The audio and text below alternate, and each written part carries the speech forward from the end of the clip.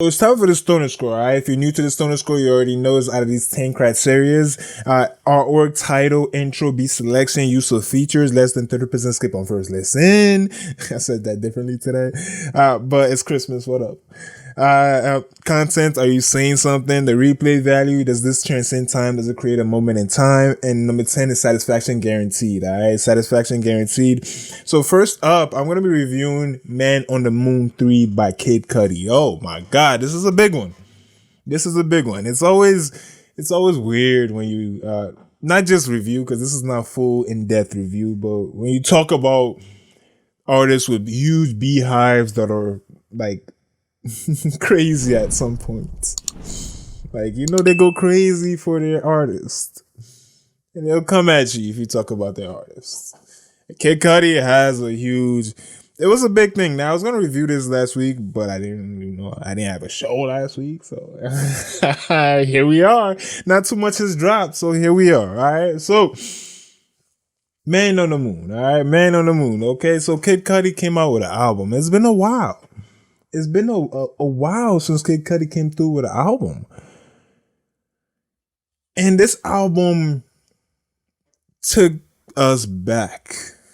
It took us back. Now, I know he created a sound that, you know, just went different directions and evolved. His sound has evolved. Now, I know he cut a little bit of slack because he didn't evolve himself, although the sound has evolved. Like, different artists took his sound and moved it, I would say forward, or let's say they moved it forward. All right, the newer generation moved his sound forward. So him coming out with this kind of brings us back. All right, that's what I'm trying to say. It brought us back. Brought us back to a time when he was the man.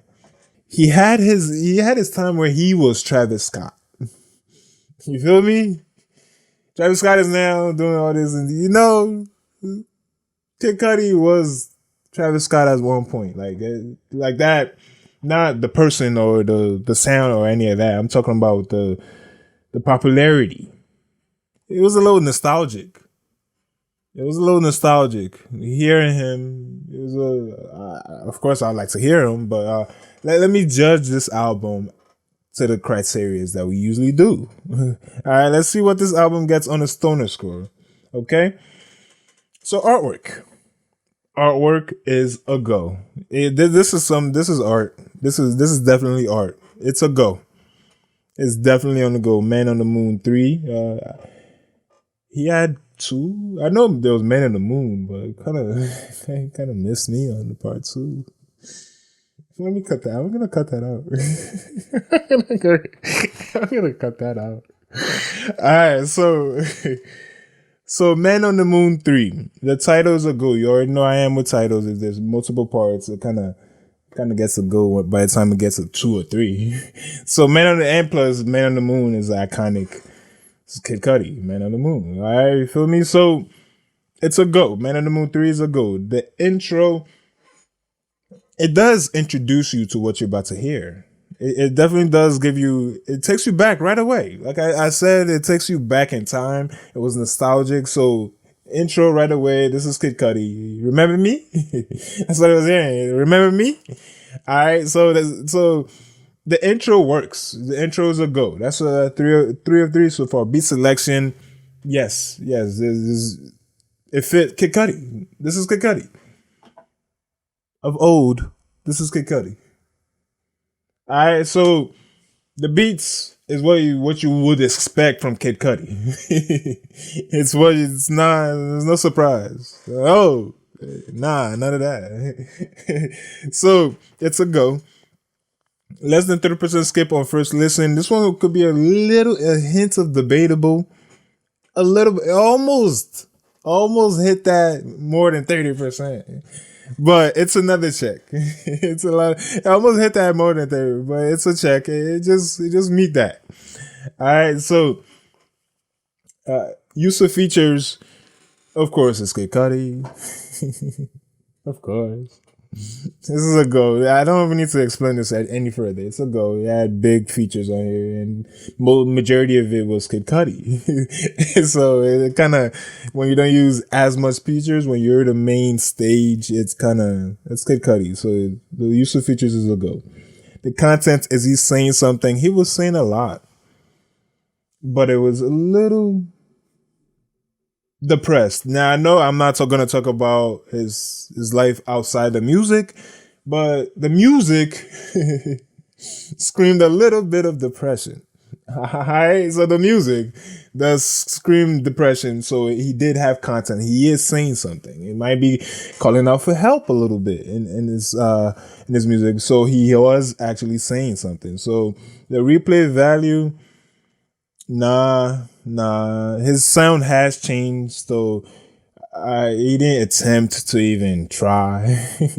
Tried to update it for the newer generation. So replay, it doesn't get replay value. Does this transcend time? Man on the Moon transcends time. Man on the Moon 3 does not transcend time.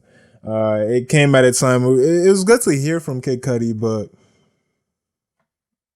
the sound, you feel me? So it didn't really create a moment like Kid Cudi used to. All right, so it does not transcend time. So is satisfaction guaranteed? Is he good to go for another 10 years or how long it's been? I'll say his fan base might have been satisfied. They might have been satisfied. But I'm not speaking for them, I'm speaking for me. So is satisfaction guaranteed? Yeah, yeah. Well, satisfaction is guaranteed. The streets is satisfied with this, although it's nostalgic, but it's Kid Cudi, and yeah, it came back as if he, let's say, if he didn't stop, if he didn't take that gap. Although I'm not gonna speak of his off the music, but if he didn't take his break as long as he did, if this was like maybe the fourth or fifth one, it'll be a whole nother conversation because it might have transformed over time, but it didn't. So satisfaction is still guaranteed. It's still guaranteed because it's nostalgic. So we're satisfied, but we're not gonna hold on to this as the standard. As you know, Man on the Moon 1 was kind of the standard at a point. So out of a 10, Kid Cudi's Man on the Moon 3 gets about a 8 out of a 10 on the Stoner Score, ladies and gentlemen. All right, that's Man on the Moon 3 by Kid Cudi.